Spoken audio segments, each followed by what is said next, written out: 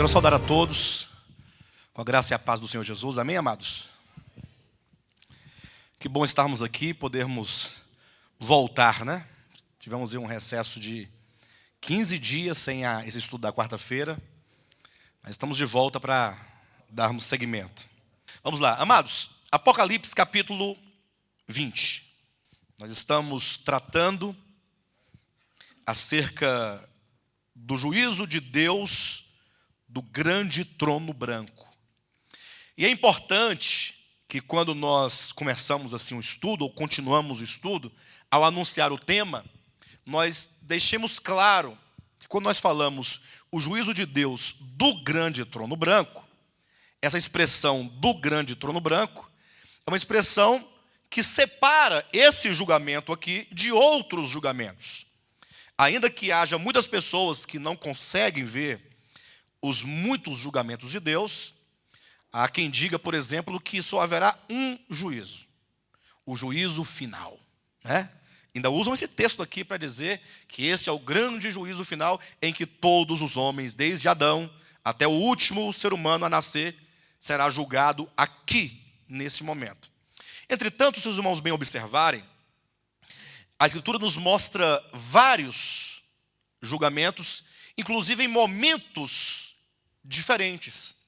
Vamos encontrar, por exemplo, o julgamento da igreja, que é onde será julgado exclusivamente o corpo de Cristo, enquanto o povo de Deus do Novo Testamento, da Nova Aliança, este povo regenerado. Esse julgamento da igreja está vinculado à questão da filiação. Somente os filhos, os que nasceram de Deus, nessa era do Novo Testamento, será julgado então por ocasião do bema, a palavra grega que o apóstolo Paulo usa para se referir a um tribunal familiar. Está em 2 Coríntios capítulo 5, versículo 10. Então a igreja será julgada lá por quê? Porque o Senhor vai julgar a igreja baseado nos princípios da igreja. Então não teria como o Senhor querer nos julgar com outro princípio. De modo semelhante, também em Mateus capítulo 25, 31 em diante, vamos encontrar um outro julgamento que acontece exatamente no começo do milênio, quando diz: quando vier o Filho do Homem na sua glória, na majestade, ele se assentará no trono da sua glória, e então ele vai julgar as nações. Então nós vemos aí um julgamento apropriado para as nações. E o que a Bíblia quer dizer com nações, lá em Mateus 25? Ora, com aqueles que, não sendo igreja e não sendo judeus, estarão vivos por ocasião da segunda vinda de Cristo. Todos os homens vivos. Isto porque os mortos das nações de todos os tempos serão julgados aqui, nesse último julgamento, que é o julgamento do trono branco, no final do milênio. Então observa os irmãos, que nós vamos entrar agora. Já falamos um pouco sobre esse julgamento, falaremos um pouco mais hoje. Talvez a gente consiga concluir a ideia desse julgamento. Então vejam que os mortos das nações serão julgados aqui. Ao passo que as 12 tribos de Israel serão julgadas no início do milênio pelos 12 apóstolos do Cordeiro, Mateus capítulo 19, versículo 28, salvo engano, 27, 28, está por ali. E mesmo os anjos caídos e o mundo será julgado pela igreja durante o milênio. Perfeito? Então é importante que nós ressaltemos e que vocês percebam que ao entrarmos aqui neste chamado juízo de Deus, na sua Bíblia diz juízo de Deus, nós falamos juízo de Deus do grande trono branco, para especificar quem será julgado neste momento. Por isso o texto fala assim, olha, versículo 11. Vi um grande trono branco e aquele que nele se assenta, de cuja presença fugiram a terra e o céu, e não se achou lugar para eles. Vi também os mortos, os grandes e os pequenos, postos em pé diante do trono. Ponto. Então quem foi que ele viu aqui? Primeiro ele viu o trono. Segundo, alguém assentado no trono. E ele percebe que os céus e a terra fogem diante da presença de Cristo Jesus, aqui assentado no trono. E então, no 12 diz, vi também os mortos. Observe vocês que em nenhum momento, neste texto, deste juízo, se diz que ele viu os vivos. Ele viu os mortos. Os mortos que estavam em pé diante do trono. Veja então o versículo 13, que vai repetir: deu o mar os vivos que nele estavam. É isso? Não, os mortos. Observa como que o texto vai ratificando e vai reafirmando. Viu os mortos, melhor, deu o mar os mortos que nele estavam. A morte e o além entregaram quem? Os mortos que nele havia. Então, todo o texto está falando dos mortos. Sejam os mortos cujos espíritos e almas estão no Hades.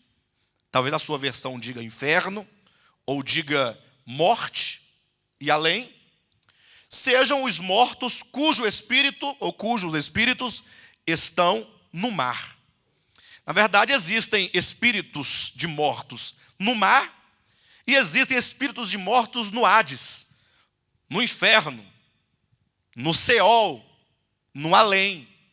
Alguma versão, no versículo 13, diz que a morte e o além, diz que o inferno entregou seus mortos.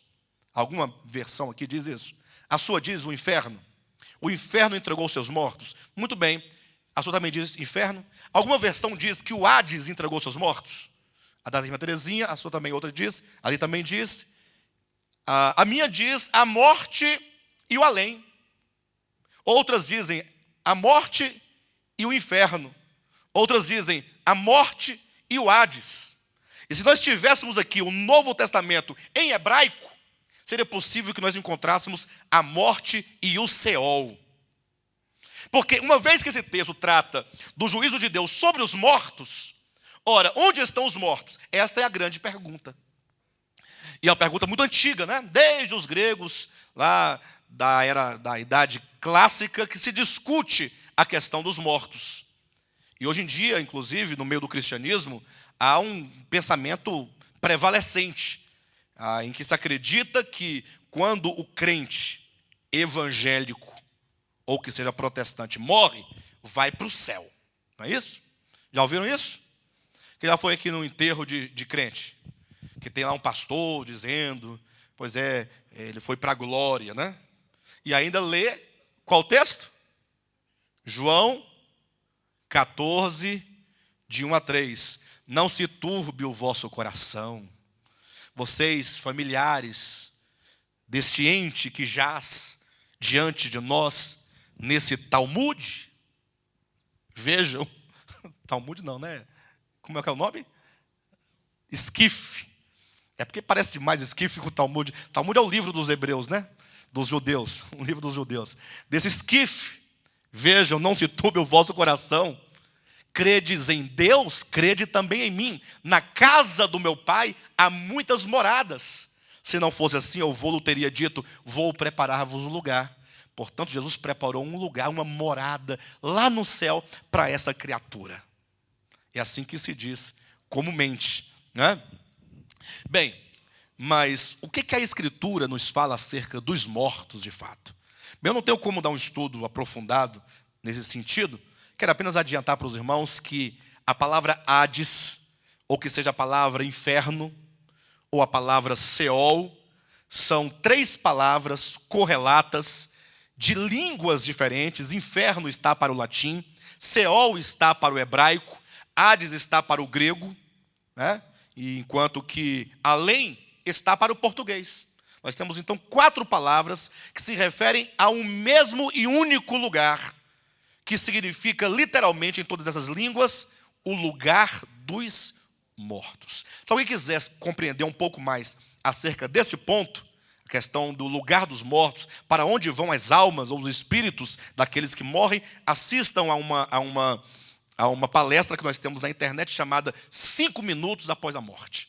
Lá a gente esclarece isso, explica cada detalhe acerca dessa verdade. De todo modo, eu enfatizei a questão aqui do Hades, do Seol, ou do inferno, ou que seja do além, para demonstrar como que o texto aqui de Apocalipse, capítulo 20, de 11 a 15, é claro que aqui serão julgados os mortos, sejam os que estão no Hades, ou inferno, ou Seol, ou além, sejam os mortos que estão no mar. Como diz o texto, deu o mar os mortos que nele havia. Ou seja, no momento desse julgamento, o mar entregará os mortos que há neles, né? Que há nele. Ao passo que também o Hades, ou que seja o inferno, ou que seja o Seol, ou que seja o além, é um mesmo lugar, e entregará os mortos que há nele. E alguém fala, pastor, mas quem são esses mortos que estão no mar? Seria, porventura, Ulisses Guimarães, aqueles que estavam a bordo do Titanic, esses que morrem afogados? Não, observe que se fosse esse o sentido, então o fogo deveria devolver os mortos, a terra que comeu os corpos deveria entregar. E na verdade esse entregar não é entregar o corpo, porque quando a pessoa morre, mesmo afogado, só o corpo perece no mar, a alma não fica dessa pessoa presa no mar. Essa pessoa não ficaria presa no mar, porque todos quantos morrem vão para o Hades, vão para o inferno, vão para o além, vão para o Seol. É somente uma questão da língua que você escolhe para poder se referir a este lugar. Inclusive o próprio Jesus, ao morrer, como ele morreu na qualidade de homem, ele morreu e desceu ao inferno. Desceu ao Hades.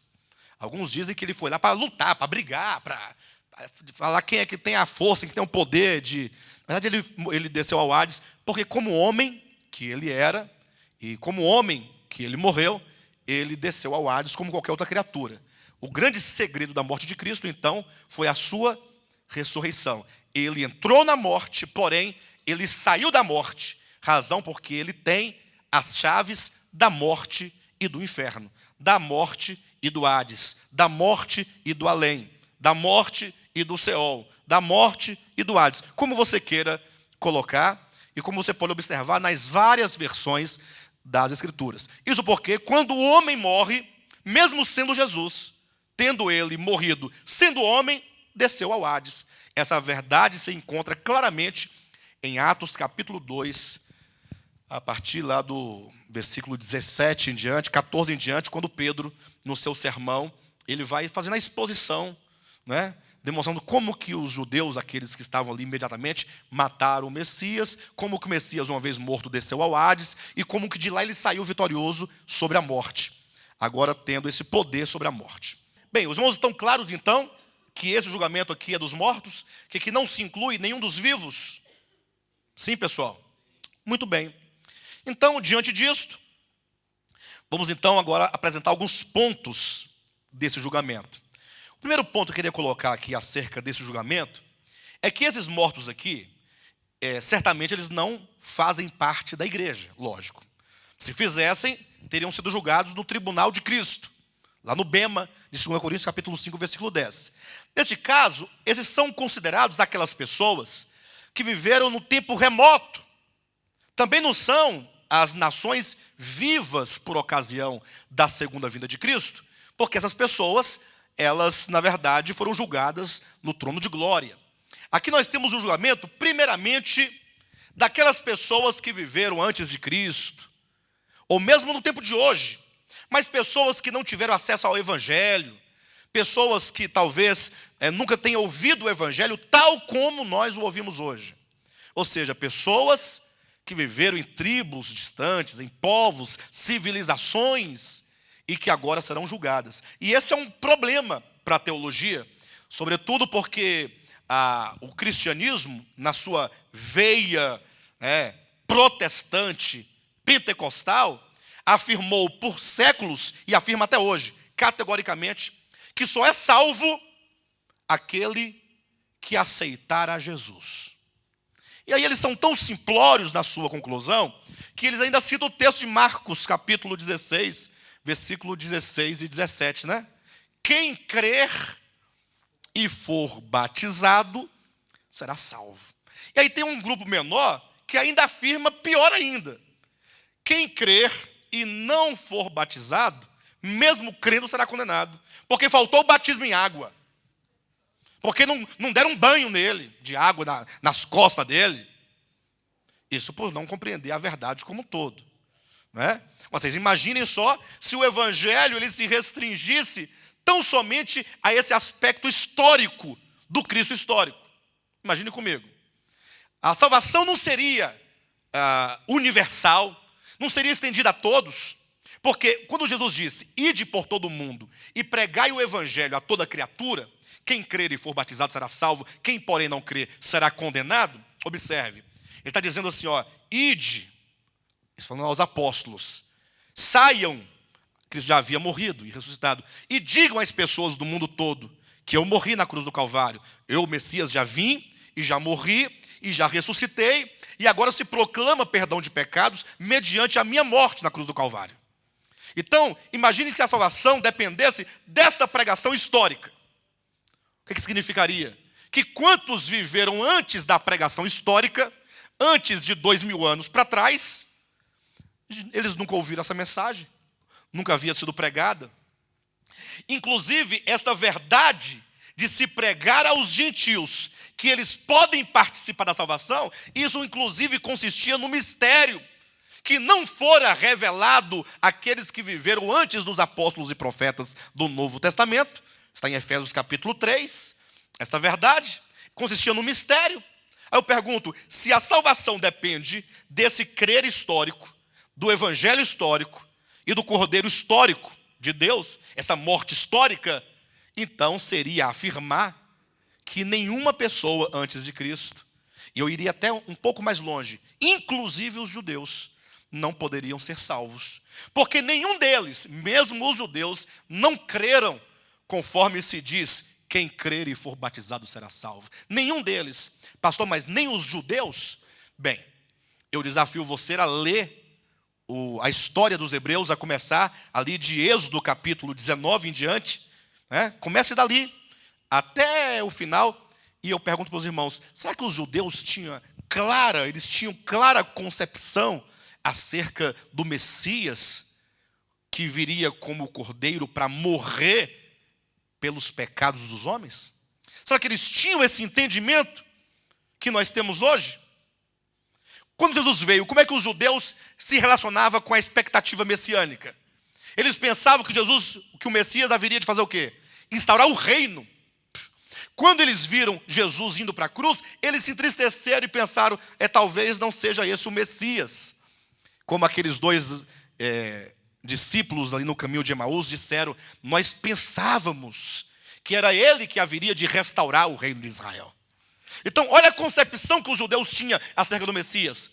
Um Messias que viria implantar um reino material, um reino físico, um reino terreno, sobre todas as nações da terra.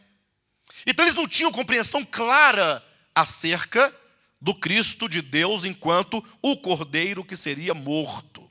Ainda que eles tivessem todas aquelas leis sacrificiais, aquelas ofertas ali que Deus entregou a Moisés, mas pelo menos até onde eu posso compreender e até onde eu li na Escritura, não havia um ensinamento para os judeus acerca da relação sacrifícios com o sacrifício do Messias. Lógico que hoje, quando você lê a Bíblia, você está muito claro quando você lê Isaías 53, por exemplo, quando diz, e ele foi traspassado pelas nossas iniquidades, e ele como um cordeiro mudo não abriu a boca. Você está claro do significado daquilo, não está? Mas por quê? Porque você já leu Hebreus, você já leu o livro de Gálatas, já leu Colossenses, você já leu o Novo Testamento, que categoricamente faz a relação hermenêutica dos significados daqueles símbolos que lá havia no Antigo Testamento. Agora, os próprios hebreus, não. Eles não tinham essa concepção que hoje você tem, que é fruto do Novo Testamento, que é a revelação que Deus deu aos apóstolos e profetas acerca do Antigo Testamento, que até então consistia no mistério, essa salvação dos gentios. Agora observe os irmãos. Se aqueles que dizem que a salvação só é possível mediante o crer, como diz, quem crer e for batizado será salvo, mas eu não digo no crer de uma maneira geral, mas nesse crer específico do Cristo histórico, então a salvação só seria possível para aqueles que ouvissem a verdade apostólica, sim ou não? E daqueles que crescem neste Cristo histórico. Ao passo que, olha o que diz a Escritura. Abra sua Bíblia aí, Segunda epístola de Paulo a Timóteo, capítulo 1, versículo 8, 9, 10 e 11. Veja o que diz a esse respeito. Isso é Paulo dizendo a Timóteo: não te envergonhes, portanto, do testemunho do nosso Senhor, nem do seu encarcerado, que sou eu. Olha o que Paulo está dizendo. Não te envergonhes do testemunho do nosso Senhor. Que testemunho é esse a que ele se refere? De morte. Ou seja, não te envergonhes do Cristo crucificado. Não te envergonhes de você ser uma testemunha e você então pregar testemunhando acerca do crucificado. E ele diz: e nem do seu encarcerado, que sou eu. Ou seja, Timóteo poderia aqui ser o caso que ele estivesse um pouco tímido para poder pregar a morte de Cristo, sobretudo dizendo que não somente ele era discípulo de Cristo, mas era um cooperador de um encarcerado, que estava preso. Então poderia ser o caso de uma timidez em face dos sofrimentos de Cristo e dos sofrimentos de Paulo. Então aqui está dando ênfase ao Cristo histórico no seu sofrimento e ao sofrimento apostólico. Aí ele diz mais: pelo contrário, participa comigo dos sofrimentos a favor do Evangelho segundo o poder de Deus. Então aqui novamente você vê que ele ratifica, dizendo que ele não deveria se envergonhar dos sofrimentos, antes deveria participar dos sofrimentos. Então aqui fala de um aspecto histórico. Sim ou não? O sofrimento não é histórico? Muito bem. Versículo 9. Que nos salvou. Ou seja, Deus nos salvou e nos chamou com santa vocação. Não segundo as nossas obras, mas conforme a sua própria determinação e graça, que nos foi dada em Cristo Jesus, desde que ele foi crucificado. Então Cristo morreu no tempo, no momento histórico, mas a graça e a bênção de vida eterna possível mediante o seu sofrimento é algo que já foi dado desde os tempos eternos. Observa que a bênção da salvação, ela é atemporal. Ela antecede o momento histórico da morte histórica do Cristo histórico. Ou seja, essa morte do Cristo, de Deus, essa morte histórica, ela não é válida somente pelo ato histórico, mas a morte histórica foi o quê? Versículo 10. E manifestada agora pelo aparecimento de nosso Salvador, Cristo Jesus, o qual não só destruiu a morte, como trouxe à luz a vida e a imortalidade mediante o Evangelho. Então, essa salvação, ela foi manifestada agora. Mas ela já havia antes. Tanto é que quando se fala de Cristo enquanto o Cordeiro de Deus, é dito que o Cordeiro de Deus foi morto quando? Se você ler toda a Escritura, você vai encontrar algum texto que diga quando que ele foi imolado? Você não vai encontrar nenhum texto que diga o Cordeiro de Deus foi morto no dia tal, do mês tal, do ano tal. Nunca. Mas você vai encontrar o Cordeiro de Deus foi morto desde a fundação do mundo. E o que implica dizer que ele foi morto desde a fundação do mundo? Implica dizer que os efeitos da sua morte histórica já havia desde o começo do mundo. O que significa que é possível que esses efeitos atemporais alcancem os homens também fora de um tempo histórico. Eu sei que é muito complicado dizer essas coisas, em razão do modo como nós já aprendemos a pensar. Porque nós já aprendemos a pensar o seguinte: você é crente evangélico, é salvo. Você não é, está perdido. Não é? Inclusive, os próprios crentes evangélicos lançavam outros no inferno. Isso há uns 20 anos. Hoje já deram as mãos por cima dos muros. Né? Não quebraram as divisões, mas eles estão vencendo as divisões, né? Colocando as mãos por cima dos muros.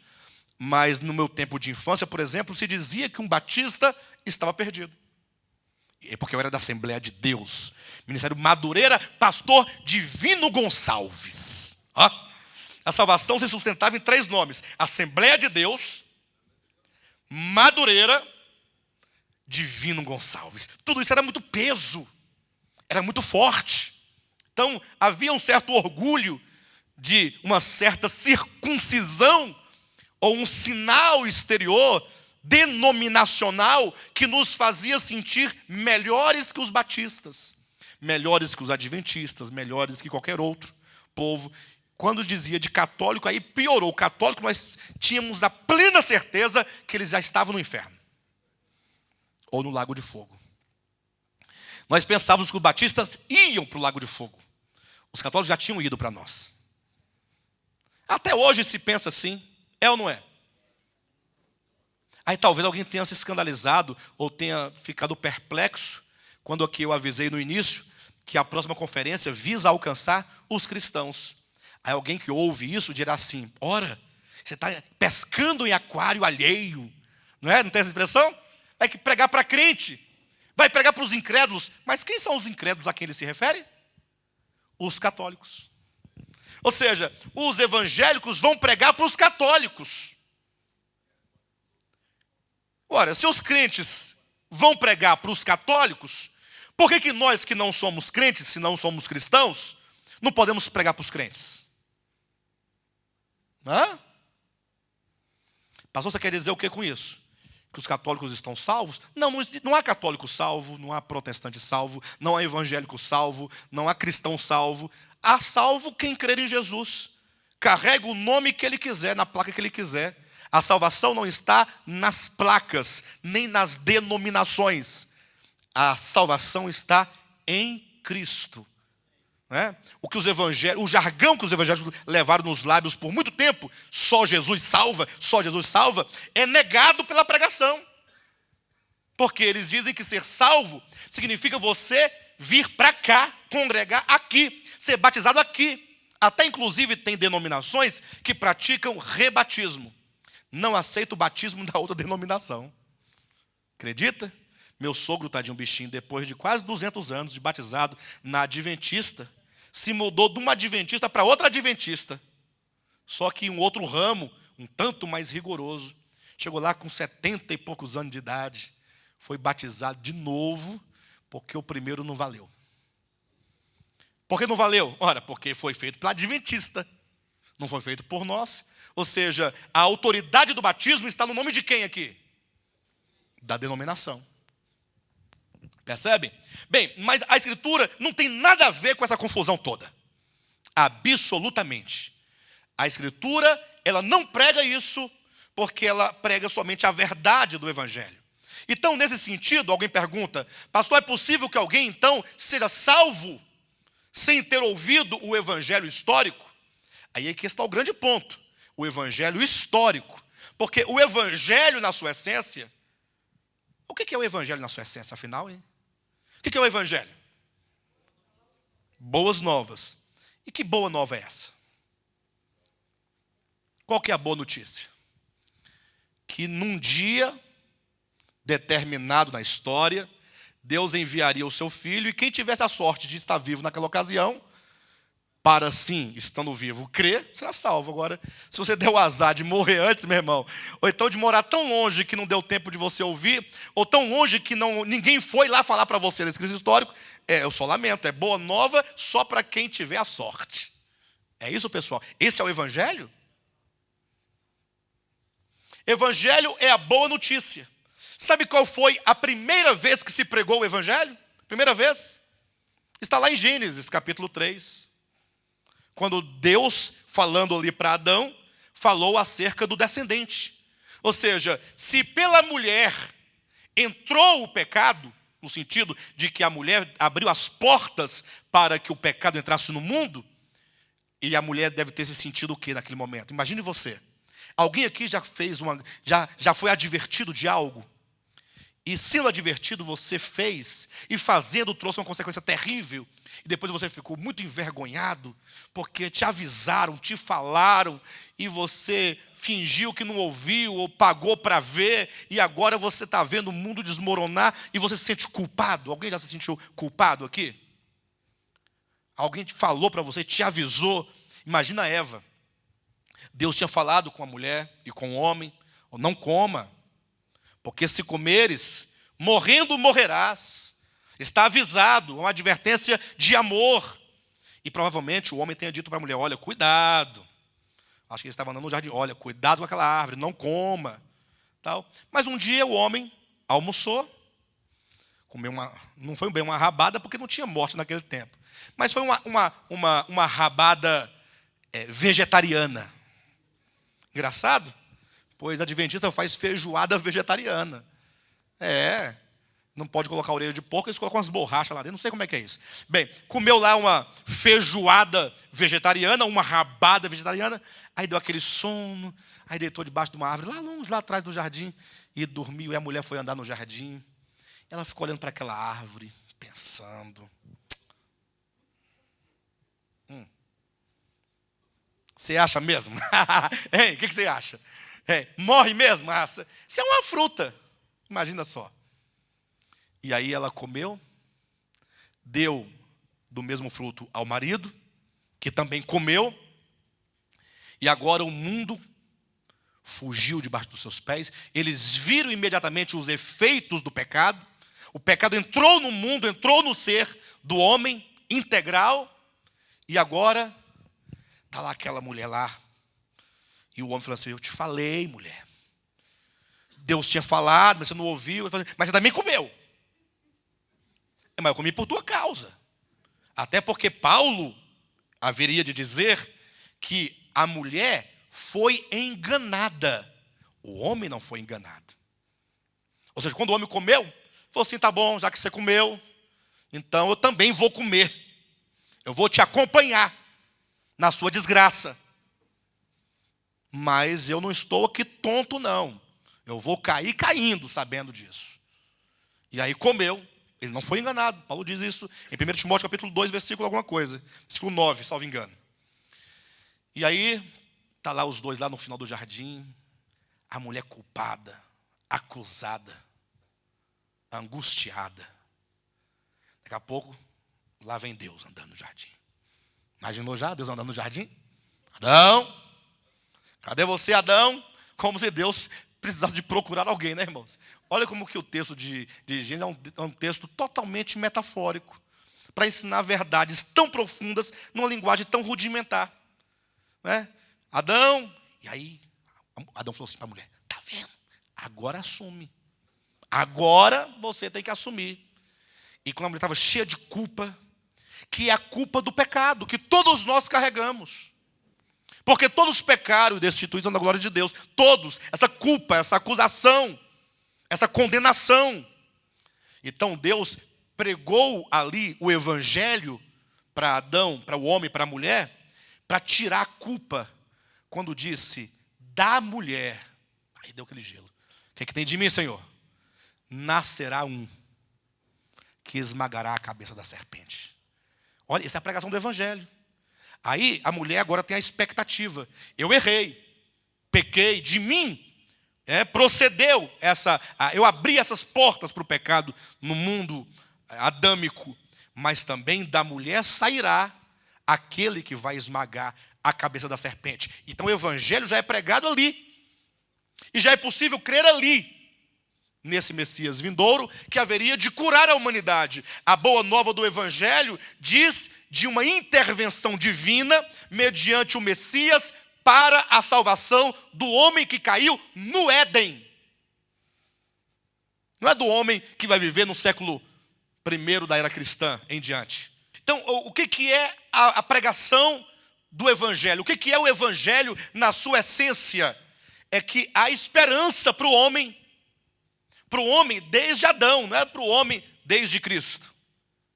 Os irmãos entenderam isso? O evangelho é que Deus haveria de intervir na história humana, trazendo salvação ao homem por meio do Messias.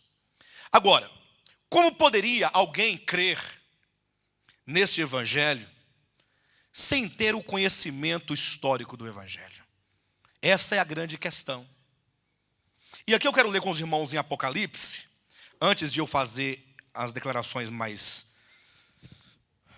fortes, antes que os irmãos saiam e me deixem falando sozinho.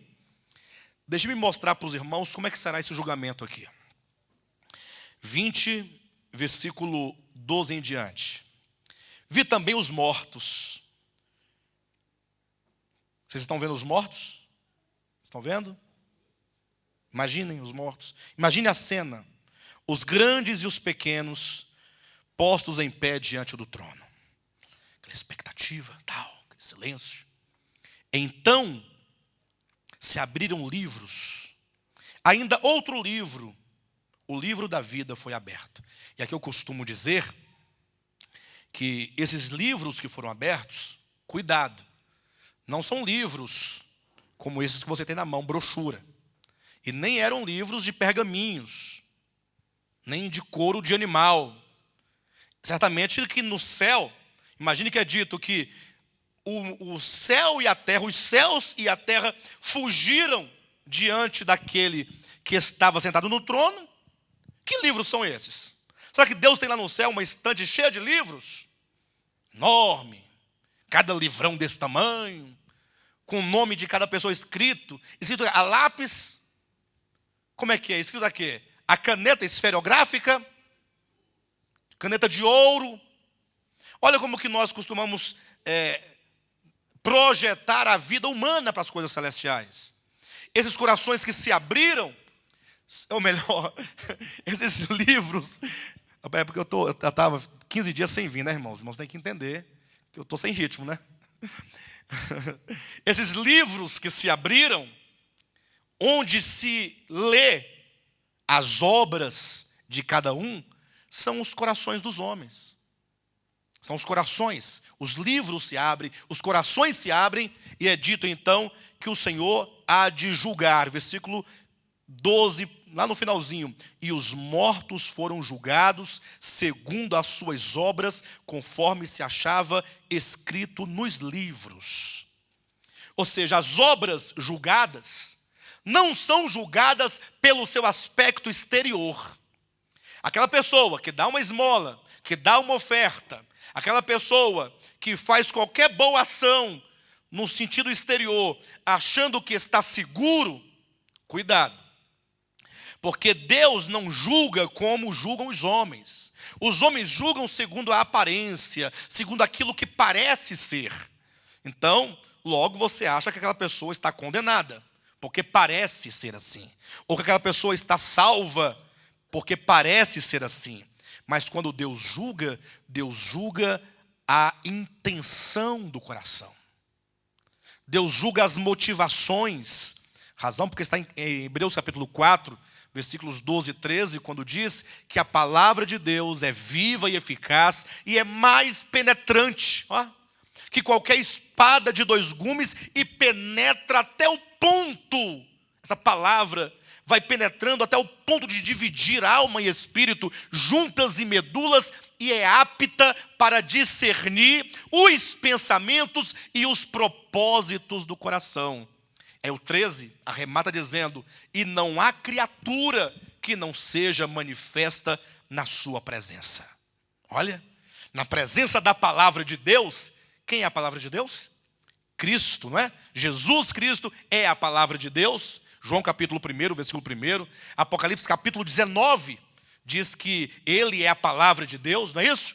Então, não há criatura que diante dEle não seja manifesta. Ou seja, tudo o que nós somos exteriormente e tudo o que nós fazemos exteriormente será julgado de acordo com a substância interior dessas coisas. No caso de Raabe, talvez Raabe seja um dos melhores exemplos a ser dado. A Bíblia diz que não somente Raabe, ela foi salva da morte imediata por ocasião da destruição de Jericó, como também ela foi salva eternamente, conforme diz Tiago no capítulo 2, ela teve a salvação eterna. E não somente salvação eterna e salvação física, da morte física, mas ela entrou para a genealogia do Messias, casando-se com um príncipe de Israel, sendo uma ascendente do próprio Messias. Que coisa maravilhosa. Ora, mas baseado em quê? A Tiago responde: baseado nas obras. Ou Tiago não diz isso? Ele diz que Raabe foi justificada pelas obras. Ah, pastor, então agora você está mudando o assunto. Até então você pregava que não tinha salvação por obras, agora já tem. Não é isso, irmãos. Inclusive, domingo, vamos falar acerca desse ponto, viu? Sobre o primeiro amor e as primeiras obras. Apocalipse capítulo 2, versículo 4. É porque quando a Bíblia fala da fé, a Bíblia não coloca fé e obras como sendo duas coisas distintas, senão que quando a Bíblia coloca fé e obras como coisas distintas, eu disse agora há pouco que ele não coloca, e agora já coloca, afinal, coloca ou não coloca? Eu estou me confundindo? Vamos lá. A Bíblia não fala de fé e obras como duas coisas distintas. Agora, quando ela fala de fé e obras como coisas distintas, eu disse que não fala. Mas agora eu digo que fala. Fala ou não fala? Fala e não fala.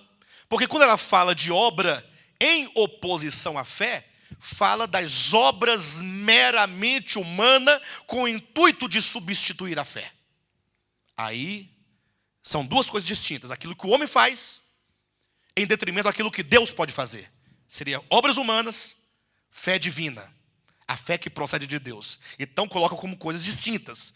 Mas quando a Bíblia fala das obras provenientes de um coração regenerado, de um coração transformado, obras provenientes do amor, coloca essas obras como sendo o fruto da fé. Poderíamos imaginar que a fé fosse como uma semente. Quando você pega uma semente na sua mão e você olha para aquela semente, você diz o quê? Isso aqui é uma semente. Não é assim que você fala ou não? Você diz, isso aqui é uma árvore, você diz isso? Isso aqui é uma. Agora, quantos, ao olhar para aquela semente, podem contemplar tudo o que aquela semente é interiormente? Quando aquela semente é plantada, ela então morre, e então ela ressuscita quando germina, porque a semente tem que morrer para então nascer, não é isso? E nasce aquela árvore. Você pode dizer que aquela árvore é outra coisa senão a semente? É distinto? É outra coisa ou é a semente crescida? É a semente germinada? De onde veio aquele caule? De onde veio aquelas flores? Aquelas folhas? De onde vieram aqueles frutos? Aquelas flores? E aqueles frutos, de onde vieram? Quando você colhe o fruto de uma árvore, não estava aquele fruto naquela semente? Não é esse o fruto, a expressão máxima daquela semente? Portanto, as obras são a expressão máxima de uma fé genuína. A fé genuína é colocada no coração como uma semente. Razão porque a nossa fé precisa de crescer e de desenvolver-se. Quando essa fé chega no estágio de maturidade, aí nós vamos colher frutos. Esses frutos que agora você toma, que você come, que alimenta, são as obras. Então as obras de que fala a Escritura em relação à fé, não é algo que se adiciona à fé, mas é a expressão da fé. Então quando Deus julgar as obras dos homens, como Ele há de julgar as obras da igreja, Ele vai julgar as obras no sentido de perceber se aquela obra é meramente obra humana ou se é uma obra divina. Essa é a grande questão. Então aqui, esses homens aqui serão julgados segundo as suas obras. Deus não quer saber, Deus não vai salvá-los porque fizeram boas obras, no sentido de coisas boas. Deus quer saber se tais obras foram o resultado da fé. Pastor, mas como eles poderiam crer se porventura eles não ouviram o evangelho histórico, quem crer e for batizado? Mas esse é o ponto. Lembra de Romanos capítulo 1, versículo 19? Que diz que esses homens todos são indesculpáveis. Ou seja, não há homem sobre a terra que possa ter uma desculpa. Ah, mas é porque eu não ouvi o teu evangelho, Senhor. Imagine só, chegar um homem lá de uma civilização antiga, 3.000, 4.000, só para poder colocar uma pulguinha atrás da sua orelha. Um homem que viveu 10.000 anos antes de Cristo. 12.000 anos, pastor Josué. Já imaginou uma civilização de 12 mil anos? Ah, pastor, para disso. A Bíblia só fala que de Adão para cá são 6 mil anos. Mas vamos seguir, pastor, vamos seguir adiante. Depois a gente conversa esse problema, tá? Né? Imagine um homem que viveu há 10 mil anos antes de Cristo vir à Terra. Como é que ele poderia crer? Aí ele poderia chegar diante de Cristo e falar assim: não, mas é porque eu não sabia quem era o Senhor. Também não veio nenhum dos apóstolos falar para mim do Senhor, que o Senhor tinha morrido. Até porque quando eu vivi e quando eu morri, o Senhor nem tinha vindo. Como é que eu ia saber do Senhor? Aí a Bíblia diz: não há homem sobre a terra que poderá ter uma desculpa. Sabe por quê?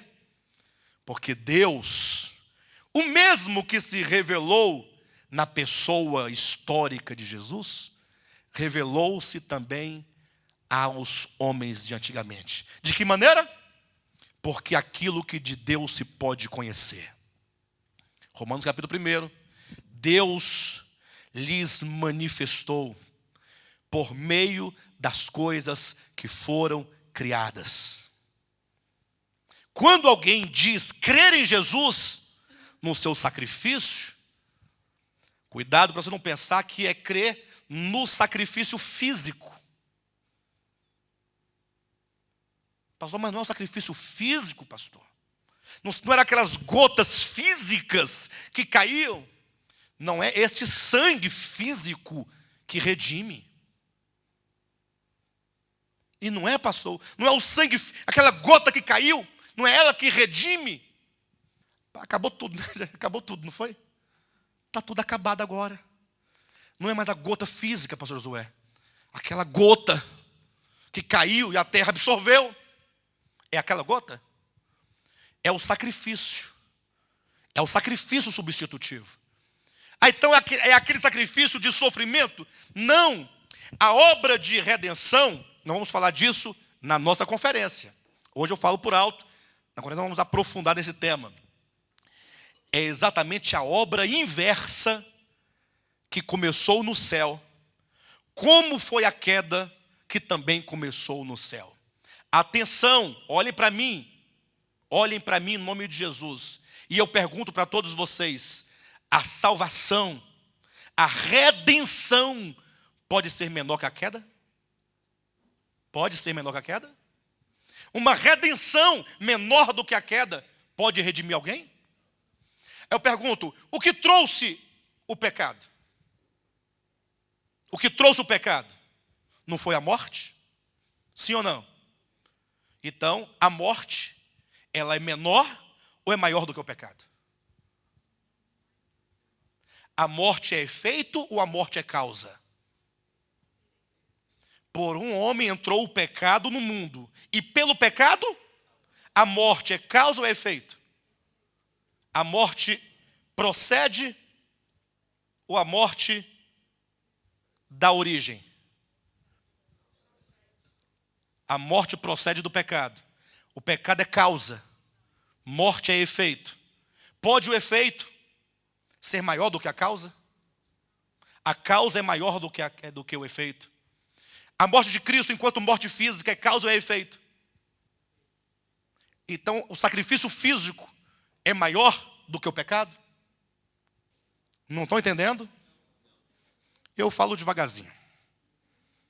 Tá bom? Eu falo devagar, olhem para mim. A Bíblia diz assim, olha: por um homem entrou o pecado no mundo. E o pecado trouxe o quê? A morte não é a consequência do pecado? Quem é maior, o pecado ou a morte? O pecado é maior. É por causa do pecado que existe a morte. A morte é uma consequência de algo maior. Sim ou não? Então, o pecado é algo muito grande no universo. A morte é uma consequência desse pecado. Então eu pergunto, quando Cristo veio, o verbo se fez carne, se fez homem, ele não sofreu uma morte física? Não foi nem morte eterna, porque ele não foi para o lago de fogo, como queria Kennedy Reagan. Não, ele sofreu morte física. Não foi, pastor? Ou não foi? física. E a sua alma foi para onde? Para o Hades, como a alma de todos os homens, quando morrem, vão para onde? Que é a primeira morte. E eu pergunto, essa morte histórica e física, ela é maior do que o pecado? Não é, porque ela é consequência. Como pode a morte física redimir o homem do pecado? Não pode. O efeito não pode resolver o problema da causa. Então, quando o Senhor, Ele traz uma obra de redenção, e Ele realiza a obra de redenção, Ele vai tratar com a causa, e não com o efeito. Na verdade, o efeito, que é a vitória sobre a morte, é o efeito da redenção, e não a própria redenção em si. Então, a redenção trata com a causa. Então, você imagina o que foi essa causa? O que trouxe a morte? O que trouxe a miséria? O que foi? Foi quando um ser decidiu viver sem Deus. E começou a trazer para si seres para viver sem Deus. Criou um mundo sem Deus, um mundo paralelo, um reino, ou que fosse um império, um domínio, em oposição ao reino de Deus. Não foi isso? Então a redenção tem que ocorrer numa via contrária a essa. Se a queda foi uma exaltação de si, a redenção tem que ser um esvaziamento de si, em proporções infinitamente maiores. Porque essa exaltação foi daquele que, não sendo, queria ser. Ao passo que a redenção é aquele que não apegou-se ao fato de ser. Isso é redenção. Somente isso pode trazer o homem de volta em reconciliação a Deus. Então começa um processo de redenção nos céus, quando o próprio Filho, sendo Deus, disse ao Pai, nesses termos: Deus. Mas como é que o Deus pode chegar para o Pai e dizer Deus? Eu penso que quem deve dizer ao Pai Deus são as criaturas. O Filho não poderia nem precisava dizer ao Pai Deus, porque Ele é Deus. Mas sendo Deus, não apegou-se ao fato de ser Deus e disse: Deus, tu te lembras quando aquele ser não quis fazer a tua vontade? Sim. Tu te lembras que, não sendo, quis ser? Pois Deus, aqui estou para fazer a tua vontade. E qual que é a vontade do Pai? Qual que é a vontade do Pai? Lembra quando ele estava lá no Getsêmani? Se possível, passa de mim este cálice. Todavia não seja como eu quero, mas que faça-se a tua. Qual era a vontade do Pai? Era o Filho crucificado. Isaías 53, versículo 10. Agradou ao Senhor, Yahvé, moê-lo. As 3 vezes que nos evangelhos você vai encontrar Deus declarando dos céus à terra: este é meu filho amado em quem me comprazo, o meu prazer está neste meu filho. São os 3 momentos em que se proclama, de um modo ou de outro, a morte do filho. Quando o filho se coloca numa condição, simbólica ou não, de morte, Deus fala: eu tenho prazer nele. Quando ele saía das águas do batismo, lembra? O batismo não representa morte. Esse é meu filho amado em quem me comprazo. Outra vez estava Jesus no Monte Tabor, da Transfiguração, quando Moisés e Elias falavam com ele acerca de quê? Acerca da sua morte. Deus falou: esse é meu filho em quem eu me comprazo. Quando Jesus então tinha ressuscitado Lázaro, que os gregos foram vê-lo, e os gregos foram naquela ânsia de ver um grande homem, porque este é capaz de ressuscitar até mesmo os mortos depois de 4 dias.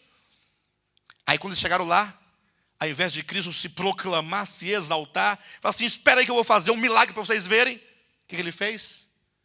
Ele falou assim: olha, se o grão de trigo caindo na terra não morrer, fica só, mas se morrer, produz muito fruto. Falando de si mesmo: eu vim para morrer. No mesmo momento, Deus falou dos céus: este é meu filho amado em quem eu me... O prazer do Pai está no Filho, nesse sacrifício. Esse sacrifício de auto-negar-se, de abnegação, de renúncia, de não se apegar. Isso é redenção. É o processo inverso. A morte na cruz física é apenas uma passagem desse longo processo que vai ser concluída nas regiões mais baixas da terra. Ele chegou ao nível mais baixo, não tendo mais para onde descer, no limite da descida, começa agora o processo de exaltação. Então a redenção se dá nesse aspecto. Portanto, quando alguém confessa o nome do Cristo histórico, ele não está simplesmente crendo naquela gota que caiu. Ele está dizendo, este é Deus. Olha a amplitude do crer. Não passa, eu creio em Jesus, histórico, na gota que caiu. Não. Você está dizendo, eu creio que esse aqui é Deus, que sendo Deus, não apegou-se ao fato de ser Deus. E não se apegando ao fato de ser Deus, esvaziou-se, deixou a sua glória e fez-se homem. E não bastasse que tivesse feito homem, tornou-se servo dos homens. Lavou os pés de Judas, inclusive. E não somente fez-se homem, mas sofreu a morte. Sendo Deus, sofreu a morte. E não foi qualquer morte, foi morte de cruz. E não somente morte de cruz, mas ele desceu ao Hades, às regiões mais profundas. Então, é esse crer nessa redenção, significa crer em Deus, que prometeu redimir o homem. Não há distinção entre crer em Deus e crer em Jesus. Como se crer em Jesus fosse maior do que crer em Deus. Lembram de João 14, primeiro? Jesus fala para os discípulos assim, olha, não se turbe o vosso coração. Credes em Deus. Quando ele fala credes em Deus, ele está afirmando, vocês creem em Deus. Então, credes também em mim. Se vocês creem em Deus, devem crer em mim. E ao crer em mim, estarão confirmando e reafirmando a fé que vocês têm nele. Por isso o Evangelho vai dizer repetidamente, quem me recebe a mim, recebe o Pai. Quem crer em mim, crer no Pai. Porque o Filho é a revelação do Pai. Então, quantos viveram no passado remoto? Quantos viveram no passado remoto que creram em Deus, mesmo sem o conhecimento do Cristo histórico e da redenção da morte física histórica, mas creram no Deus revelado na criação, porque o que de Deus se pode conhecer foi a eles revelado. Aí começa uma descrição desse Deus, e é a verdade, inclusive, porque essa verdade que os homens lá em Romanos capítulo 1 rejeitaram, eles detiveram a verdade pela injustiça, essa verdade é Deus. E esse Deus que é essa verdade, é dito que se revelou os seus atributos, a sua divindade e o seu poder. É por isso que quando hoje nós cremos no Cristo histórico, nós cremos em quê? Nos atributos divinos daquele homem, no poder divino daquele homem, e que aquele homem é Deus, na sua divindade. É simplesmente um crer numa modalidade diferente, mas é a mesma fé. Lógico que essa fé do Cristo histórico trará o benefício imediato da regeneração, bênção que é exclusiva desse crer no Jesus do Evangelho histórico. Mas no passado, quantos, ao contemplarem Deus na criação, e mesmo sem saber o seu nome, hoje em dia tem muita gente que insiste em dizer, vocês falam o nome de Jesus errado. E dentre esses que falam que nós falamos o nome de Jesus errado, eles mesmos não têm acordo. Um disse que é Ioshua, o outro é Ieshua, o outro é Iahu. Já viram? Aí cada dia surge um novo nome, eles não sabem qual é o nome. Porque eles querem não somente o Cristo histórico, mas eles querem o nome morfologicamente histórico. Perfeito. Muito bem. O irmão Roger está trazendo uma participação muito importante. Ele diz que quando a igreja apostólica construiu o credo apostólico, ou seja, o resumo dos principais aspectos da fé cristã, eles declararam nesse credo toda essa perspectiva de redenção, creio em Deus Pai Todo-Poderoso, Criador dos céus e da terra, em Jesus Cristo, seu único Filho, concebido pelo Espírito Santo. Vai descendo e descrevendo essa ordem, que não são várias, senão um fio único que traz Deus aos homens e leva os homens a Deus. Muito obrigado, Roger. Catequese? Não, esse aqui é o credo apostólico. Não tem relação com a Igreja Católica imediatamente. Tá? Não tem. Imediatamente, não. Embora a Igreja Católica traga esse credo. Existem vários credos, inclusive. Credo significa confissão de fé. Aquilo em que se crê. Ah, eu falou credo. Lógico, não tem nada a ver com esse credo que a gente fala. Enfim. Pessoal, mas então entenda que muitos, sem ter o conhecimento do Cristo histórico, do Evangelho histórico, da morte histórica, creram em Deus. E na medida em que eles creram, eles não puderam crer com tanta amplidão e com essa dimensão com que nós cremos. Lógico, até porque quando Deus olha para o homem, Deus diz, olha, o homem deve amar a Jesus Cristo, ou deve amar a Deus. Em que medida? De acordo com todo o seu entendimento, todas as suas forças, toda a sua alma. Então aqueles que creram em Deus, atenção, com toda a sua alma e com todo o seu entendimento, ainda que fosse um entendimento de uma revelação rudimentar, ele não podia compreender Hebreus, Gálatas, explicar cada oferta, o significado, as festas, não podia nada disso. Só que ele podia compreender que é um ser divino, que é bom, que é justo, que é amor, que é santo. E nós somos criaturas e, portanto, na medida do meu entendimento, eu o amo e eu o sirvo. Estes certamente manifestam essa fé que é cultivada no plano vertical. Eles manifestam essa fé no plano horizontal. A única obra aceita por Deus é aquela fé cuja semente você busca nele. Tenha a comunhão com ele e dele você traz essa fé que se manifesta no eixo horizontal na relação com os homens. Então, quando Deus julgar esses aqui, segundo as suas obras, 20, versículo 12, e os mortos foram julgados segundo as suas obras, conforme se achava escrito nos livros, quantos desses certamente serão salvos nessa ocasião? Quantos? Querem ver? Aqui está o texto. O versículo 15 diz a quantidade. O 15. E eu estava no estudo bíblico, pastor Josué, uma ocasião, bem recentemente, quando, falando sobre esse texto, eu fui interpelado por uma pessoa que diz assim, pastor, mas nesse caso aqui, esse julgamento é só para declarar a condenação, porque eles não são salvos, né? Certamente, porque não tem como, não creram em Jesus, nada disso. E aí eu disse, não, pelo contrário. Será maior o número de salvos do que de perdidos nessa ocasião. Aí ele falou assim, e onde está isto? Eu disse, na Bíblia. Ele me respondeu, só se for na sua. Eu falei, então, para que não corra o risco de eu enganá-lo, então eu quero que você leia na sua Bíblia. Aí mandei ele ler. Onde está escrito? Eu falei, 20:15. Ele leu. E se alguém não foi achado inscrito no livro da vida, esse foi lançado para dentro do lago de fogo. Você está vendo aí? Foi para o lago de fogo. Mas leia direitinho, porque aqui está dizendo que maior é o número de salvo do que o número de perdido. Ele leu. E se alguém não foi achado? Não, está aqui condenado. Lago de fogo. Eu falei assim, então vamos ler o que está dito entre as linhas e no silêncio do texto.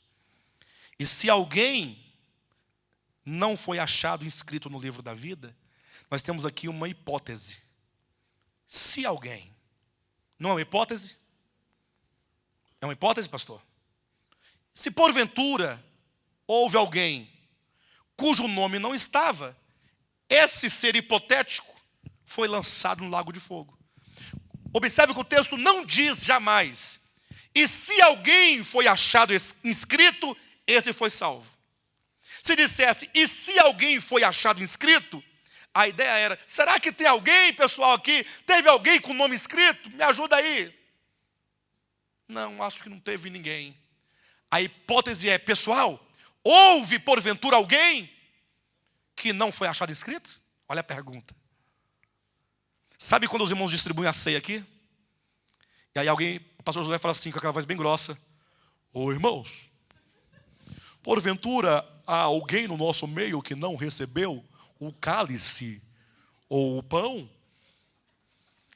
Por quê? Porque a ideia é que todos, mas pode ser o caso de que alguém não tenha recebido. A hipótese aqui é a mesma. Pessoal, porventura houve alguém cujo nome não está escrito no livro da vida? Rapaz, teve um bocado, vai estar para as bandas dali. E é difícil achar. Tem um ali e tal. Muito bem. Então, esses que não foram achados, foram lançados para dentro do lago de fogo. O que significa que muitos foram achados, escritos no livro da vida. Perfeito? Bem, esses mortos que serão julgados, certamente são de duas naturezas. Os que estão no Hades, que seja Seol, inferno ou além, como você queira, e os que estão no mar. Os que estão no Hades, porque o Hades entregará os mortos, são os homens mortos. Esses, digo absolutamente, muitos aqui serão salvos, desses homens. Agora, o mar também entregará seus mortos. Pastor, e quem são esses mortos do mar? Ora, são aqueles que morreram, cujos espíritos ou cujo espírito está no mar. Mas pastor, e que espírito está no mar é esse? Que eu nunca ouvi falar. São os demônios. Lógico que esse é um amplo estudo, e eu não teria como fazê-lo em 5 a 10 minutos, que é o que nós temos antes das 10 horas da noite. Mas eu sei que os irmãos, com um pouquinho de paciência, assistindo aos vídeos no YouTube, perguntando para o pastor Fernando, o pastor Josué, depois da nossa reunião de hoje, ou outro dia que seja, ou mesmo num estudo próprio para isso, ou convidando o Gilson para investigar quais são as mensagens que tratam especificamente desse assunto, ou lendo mesmo a Escritura, você pode lê-la, que você vai encontrar claramente que houve sobre essa terra uma era pré-adâmica, e portanto houve uma raça aqui na terra antes de Adão, que morreram por ocasião da queda de Lúcifer. Aí basta que você coloque 2 textos um ao lado do outro. Quando você, por exemplo, olha Gênesis capítulo 3, está lá Adão e Eva, antes de comerem do fruto, antes de cair, antes do pecado. Estão lá eles em plena situação de perfeição, de santidade, de pureza, não é isso? E de repente, quem a mulher vê na árvore do conhecimento do bem e do mal? A serpente, que conforme Apocalipse 12, 9, é o diabo. Então, o diabo esteve no Éden de Adão e Eva, antes da sua queda, Adão e Eva, na condição de diabo, não é isso mesmo? Só que houve um tempo antes deste momento, em que lá ele também esteve, não como o diabo, mas como o querubim da guarda. Ezequiel capítulo 28, versículo 13, referindo-se ao querubim da guarda, diz: tu eras querubim da guarda, perfeito eras nos teus caminhos, estavas no Éden. Estavas no Éden. Então a Bíblia afirma que Satanás, Lúcifer antes da sua queda, Lúcifer nunca depois da sua queda. Às vezes nós nos referimos chamando-o de Lúcifer, mas é pela força da expressão, pelo vício da linguagem, mas o certo é que esse ser foi outrora Lúcifer, aquele que porta a luz, sendo este não um nome próprio, mas sendo um nome de uma posição que nunca lhe pertenceu absolutamente, mas que ele teve nessa condição provisoriamente até que a verdadeira estrela da manhã surgisse, que é o próprio Cristo. Posição essa que nós também herdaremos. Aí de repente você está lendo a Bíblia lá, a Vulgata, né? Você está lendo a Vulgata, lendo a Bíblia em latim, caso você leia latim. Aí está lendo lá o livro de Pedro. Aí você se espanta quando Pedro diz que a luz do justo é como a luz da aurora, que vai crescendo, crescendo, até tornar-se dia perfeito, até que Lúcifer nasça nos vossos corações. Deu um espanto do céu. Até que Lúcifer, ai, meu coração não, aqui não, diabo, seu Satanás, no meu coração não, hein? Aqui não, Satanás, você não me engana. Calma, até que Lúcifer é uma palavra latina, é do latim, que quer dizer aquele que porta a luz, que se diz numa linguagem astronômica, a estrela da alva, a estrela da manhã. É um posto, é uma posição. Por isso que lá em Apocalipse capítulo 22, versículo 17, diz Jesus, eu sou, disse Jesus, Lúcifer. Eu sou a brilhante estrela da manhã. A raiz de Davi, olha, eu sou a brilhante estrela da manhã. Eu sou a brilhante estrela da alva. Não quer dizer que ele é o diabo. Não, cuidado. Então, esse ser, quando Lúcifer esteve no Éden, Ezequiel capítulo 28, versículo 13, 14, depois da sua queda, também esteve no Éden. Agora diabo, agora serpente, agora Satanás. O que implica que aqui na terra, território ou lugar, reino no qual Deus criou inicialmente e entregou nas suas mãos, houve um momento de perfeição dele e depois um posterior momento de queda. Primeiro, esteve no Éden em perfeição. Depois esteve no Éden como o diabo. Então, esses dois textos nos demonstram claramente que neste momento de perfeição, ele teve um domínio sobre os seres aqui da terra, que caíram juntamente com ele, quando ele caiu. Quando Lúcifer caiu, tornando-se diabo, a raça pré-adâmica que aqui habitava, caiu com ele, constituindo parte do seu reino. Deus julgou a terra. Está lá em Gênesis capítulo 1. No princípio criou Deus os céus e a terra. Pense numa terra perfeita, como declara o próprio Deus no livro de Jó, capítulo 38, 4 a 7. Uma terra estabilizada, perfeita. Uma terra que estava no seu perfeito equilíbrio, porque tinha bases, tinha as suas colunas. A terra foi estabelecida. Versículo 2 diz, de Gênesis capítulo 1. A terra, porém, estava sem forma e vazia. A terra, porém, tornou-se sem forma e vazia. Por que a terra perfeita tornou-se sem forma e vazia? Tornou-se sem forma, totalmente desequilibrada, cheia de trevas, um profundo abismo, um caos, por causa da queda. Então, quando houve a queda, atenção, quando houve a queda, que esses seres terrestres, essa raça pré-adâmica, morreram nesse grande dilúvio. Foi o primeiro dilúvio de que a Bíblia faz referência. Então seus corpos foram destruídos. Seus espíritos, que vivificavam o corpo, agora ficaram sem corpos. E o que Deus fez com eles? Aí estava lá o Espírito de Deus pairando sobre as águas.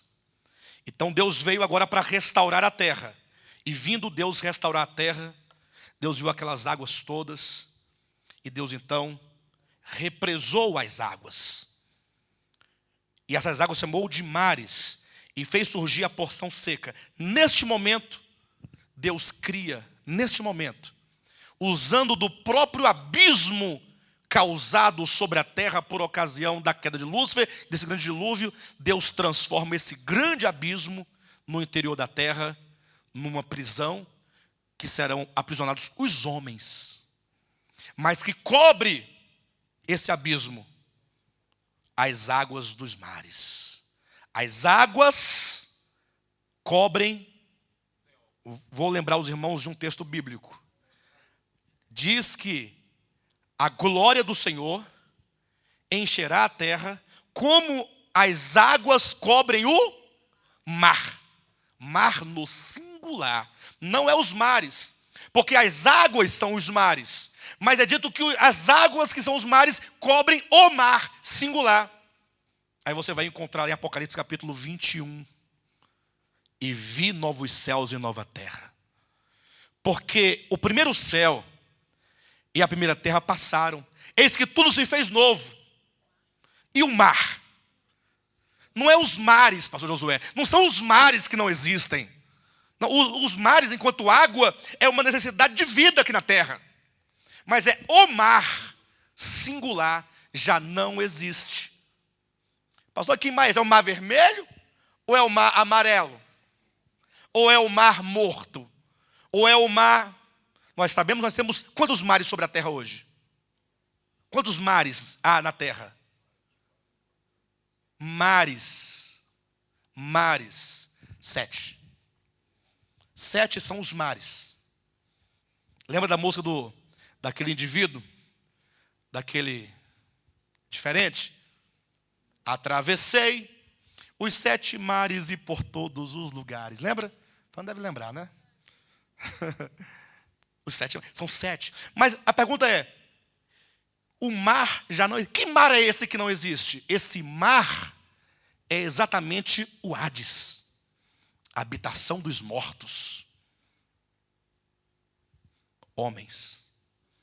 E aqueles que habitavam a terra antes de Adão, seus espíritos foram confinados a habitar as águas dos mares. Lembra quando Jesus Cristo expulsou uma legião de um gadareno? Que eles então gritaram, não nos mande sair para o abismo. E tendo eles entrado nos porcos, precipitaram onde? No mar. Então os mares, né, cobrem uma região profunda chamada o mar, onde no interior estão os homens, perfeito? E neste abismo há demônios. Neste abismo há demônios, como há também meia dúzia de homens lá dentro. Como há também alguns anjos caídos, especificamente. Exatamente, lá diz que eles desceram vivos para onde? Para o abismo. É este abismo, é este mar de que diz aqui. Portanto, de um lado há homens, do outro há homens, entre eles há um abismo chamado o mar, onde se encontram os demônios. Por isso que é dito em Apocalipse capítulo 9, versículo 1, vi uma estrela caída do céu, e a ela foi dada a chave do poço e tendo ele aberto o poço do abismo, saíram do abismo quantos milhões de demônios? 200 milhões de demônios.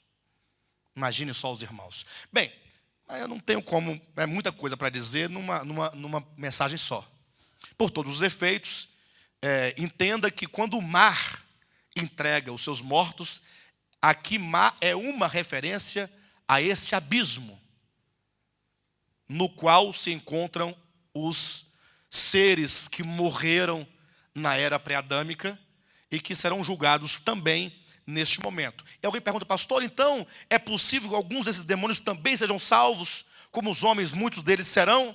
Eu diria, agora, hipoteticamente, eu não tenho como afirmar com uma precisão bíblica, mas quando se leu toda a Escritura, é possível afirmar que não. Por 2 motivos. Primeiro, porque a Bíblia afirma em Hebreus capítulo 2 que a obra de redenção é para salvar os filhos de Abraão, a descendência de Abraão. Ou seja, Cristo morreu por homens, não por anjos, e não por uma era pré-adâmica. De sorte que, quando diz a descendência de Abraão, não quer dizer os filhos carnais, mas todo aquele que em qualquer tempo, à sua semelhança, tendo-o por modelo, creram em Deus. Como Abraão creu em Deus. Há um abismo que separa os 2 lugares chamado Hades. Aí costuma-se dizer que entre os 2 há o abismo. Costuma dizer que o Hades, Seol, o inferno, tem 3 compartimentos. É assim, inclusive, que nós falamos com essas palavras na palestra 5 minutos após a morte. Entretanto, isso. Bem, quando você pergunta isso, você parte do seguinte pressuposto, que só está no seio de Abraão ou que seja o paraíso, somente os que creram no Cristo histórico. Você parte desse pressuposto. Que quem não é crente, não é evangélico, vai para o lugar de tormento. Esse é o grande problema. Quem disse a nós todos que aqui estamos, que esses aqui estão no lugar de tormento? É a pergunta. Então, é um pressuposto totalmente hipotético, que parte da premissa de que quem não creu no Cristo histórico estará num lugar de tormento, automaticamente. Isso não é verdadeiro. Perfeito? Sim, eu estou colocando. Aqueles que estão no lugar de tormento, certo? Esses certamente serão condenados. Perfeito ou não? Agora, lembre-se que o próprio Jesus disse lá em Mateus capítulo 25, que o lago de fogo, a morte eterna, o lago de fogo foi preparado para o diabo e seus anjos. Sim ou não? Para quem Deus preparou o lago de fogo? Não foi para os homens? Mas homens irão para lá. Quantos eu não sei. Poderia apostar que seja em relação aos salvos uma minoria. Mas tudo isso é conjectura, queridos. Nós não podemos entrar nesse âmbito. Entendeu? Só podemos afirmar o que está claro para nós, o que está afirmado. Portanto, nesse dia do julgamento, serão julgados tanto os mortos homens, quanto os mortos demônios. Quem quiser maiores esclarecimentos, há outras mensagens que poderão esclarecê-los dessa situação. Tá bom?